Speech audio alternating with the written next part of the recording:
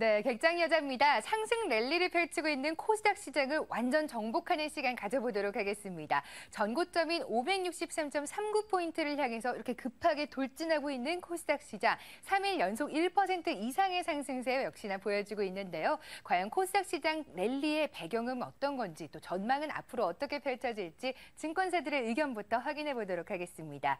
먼저 전망에 대한 삼성증권의 임수균 애널리스트 연구원 의견입니다. 중소기업 육성과 내수 부양을 강조하는 신정부의 정책 수혜 기대감이 코스닥 시장 투자 심리를 끌어올리고 있는데요. 개별 종목의 주가 더욱더 강하게 밀어올릴 것으로 분석을 했습니다. 미래에셋증권의 김지원 애널리스트입니다. 기관이 대형주로 유입되는 자금 흐름은 순유출로 꺾인 반면 기관이 중소형주로의 순유입세는 지속되고 있기 때문에 앞으로도 탄탄할 것으로 분석했습니다.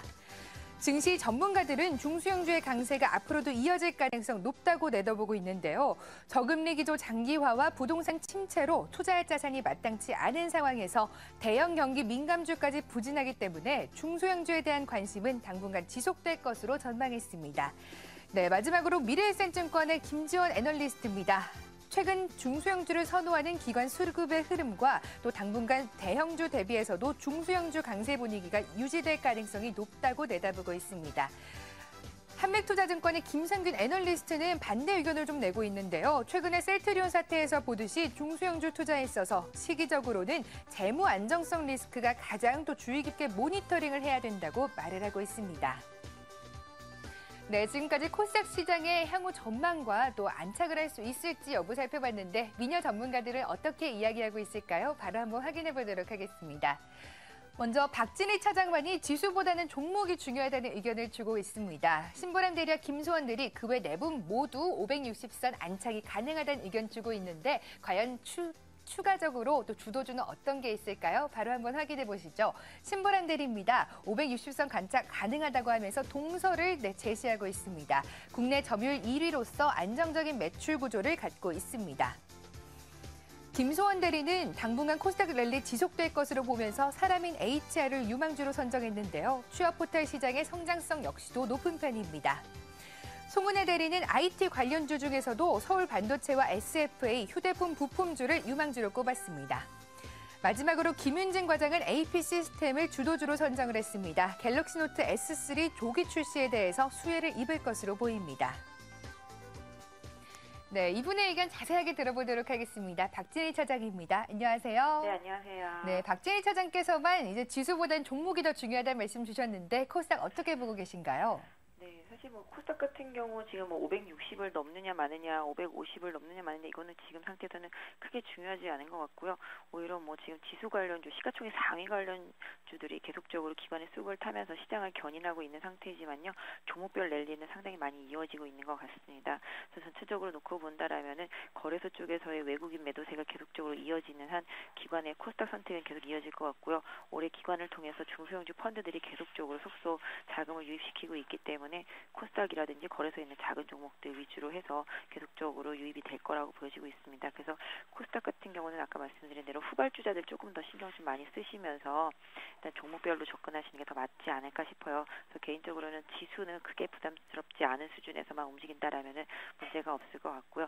일단 종목으로 보신다라면은 지금 뭐 워낙 뭐 바이오부터 시작해서 상당히 많이 올라왔잖아요. 스마트폰 부품주들도 워낙 많이 올라왔고요. 그래서 그 후발로 계속 갈 수 있는 종목들이라면은 뭐 2분기, 3분기 쪽으로 계속 수주 모멘텀이 있는 아몰레드 관련주들 조금 조정 시에 다시 한번 가져보시는 것이 좋을 것 같고, 그다음에 반도체도 하이닉스 실적에서 보셨다시피 상당히 긍정적인 부분이 많습니다. 그래서 오늘 반도체 후공정 업체들 많이 움직이고 있거든요. 하나마이크론이라든지 뭐 LB세미콘 이런 것들도 많이 움직이고 있는데요. 이런 후공정 업체들도 계속적으로 좀 관심을 갖고 봐줘야 될 업종이 아니겠는가라고 보여지고 있습니다. 네, 이번 주 들어서 객장여자의 주간 공략주들 전부 다 10% 이상의 수익률 이어가고 있는데요. 박진희 차장의 더존비즈원도 마찬가지입니다. 오늘 일장이 신고가도 한번 경신했죠. 장중에 15,000원까지 오르면서 12.36% 수익률 올렸습니다. 앞으로 상승 이어갈 수 있을까요? 네, 더존비주얼은 개인적으로 뭐 거래소거든요. 코스닥은 아니고, 하지만 정책적인 여러 부분에 있어서의 컨텐츠, 뭐 소프트웨어 부분에서의 좀 수혜를 볼 수 있는 그런 종목이고요. 클라우딩 컴퓨터 쪽 계속 강하게 본다라면은 뭐 이번 1분기 실적도 괜찮게 나올 것으로 보여지고 있기 때문에 일단 더존비주얼 15,000원대만 돌파해서 안착하면 목표가 16,000원 정도까지 올려놓고 보셔도 무리가 없을 것 같습니다.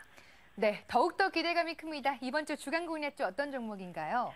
네, 오늘은 조금 워낙 많이 올랐기 때문에 조금 조정받고 있는 종목께서 골라봤는데요. 플랜티넷입니다.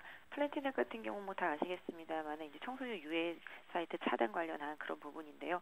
최근에 뭐 보안도 마찬가지겠습니다만 이런 컨텐츠류들이 많이 계속적으로 늘어나고 있기 때문에 이런 유해 사이트라든지 이런 부분에 대한 분명히 제한이 가해져야 될 것 같고요. 이런 부분이 국회에서 통과만 된다라면 법적으로 의무화된다라는 점을 좀 부각시켜서 긍정적으로 보실 수가 있을 것 같고요. 수급만 놓고 보더라도 오늘 좀 기관이 조금 많이 파는 분위기가 있습니다. 보험권 쪽에서 좀 매물이 나오긴 하겠는데요. 외국인은 3일째 연속 계속 매수를 해주고 있습니다. 가격적으로만 놓고 본다라면은 뭐 개인적으로는 지금 13,600원, 650원 왔다 갔다 하는데요. 뭐 조금 더 싸게 사시는 분들이라면 13,500원 정도까지도 노려보실 수가 있겠는데요. 여기서부터는 뭐 분할 매수를 조금씩 하셔도 되지 않을까 해서 단기보다는 조금 더 일주일 이상 한번 노려보실 수 있을 것 같은데요. 뭐 손절선만 13,000원으로 좀 타이트하게 정해주시고요. 뭐 전체 흐름상으로는 13,200~1300원 정도가 안 깨져야지 추세가 유지된다라고 본다라면은 조금 더 뭐 길게 보시더라도 한 15,000원 정도까지는 무난하게 움직일 흐름이 뭐 이어질 수 있을 것 같고요. 추세상으로도 지금 이평선들을 다 돌파한 상태이기 때문에 오늘의 조정은 좀 양호하다라고 보여지고 있기 때문에 오늘보다는 오늘 후반부 내일까지 계속 노려볼 수 있는 그런 종목이라고 생각되고 있습니다. 오늘 객장 여자 박진희 차장과 함께했습니다. 말씀 감사합니다. 네, 감사합니다.